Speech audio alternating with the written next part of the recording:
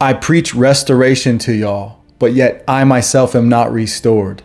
Not financially, no, broke as hell, and not in my relationship with the love of my life. I'm not restored. I'm in the furnace right now. I'm in the fire myself, preaching to y'all from the flames. Like Shadrach, Meshach, and Abednego looking out at Nebuchadnezzar with a fourth one in here, something like a son of God saying, "Where are you, Lord?" Shoot, they say that in the fire is where the most ferocious prophets of God are born. Even David himself wrote half the Psalms crying out, "My Lord, where are you? How long must I wait?" Shoot, Jeremiah cried out while delivering promises that he had not yet seen fulfilled. Jeremiah, the one who wrote, "Call to me and I will answer you and show you great and unsearchable things that you do not know. Declares the Lord, I will prosper you. I will give you a hope. I will give you a future."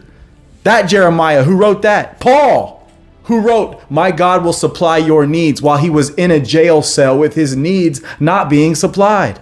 Not in the way he thought. And you know what? Even Jesus wept. And so we walk by faith, not by sight. And so I'm going to preach it to y'all the same way. I know the ones of you that need to hear this most are the ones that are in the fire. Shoot, some of y'all been in the fire so long, you guys are in the ashes. So let me say one thing to you.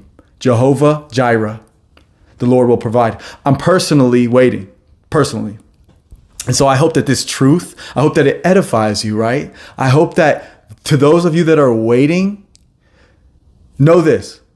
Suffering leads to perseverance. Perseverance leads to character, and character leads to hope. James tells us that we should not count these sufferings as a loss, but as pure joy, because the suffering brings a testing of your faith, which builds this steadfastness, which ultimately brings maturity. Maturity, that's what I lacked. Not the will, but the wisdom. The maturity of a man who wants to protect and provide for his wife. The maturity of a husband who longs to be one flesh with his woman as the good Lord intended. I cried out to the Lord and I named her. I said, "Lord, I name her before you. I'll say her name, Krista. As I've said before, please restore us." Then I said to the Lord, "This is painful."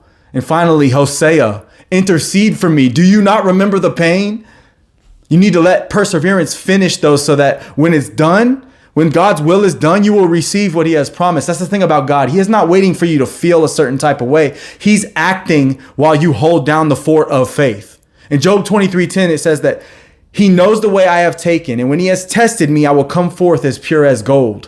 In Malachi 3:3, it says that when God can see Jesus in us, then our test is done. Remember, restoration comes after purification, and purification is done in the fire. And in the fire is where flesh and where spirit meet. And remember, we must have the faith to call forth those things.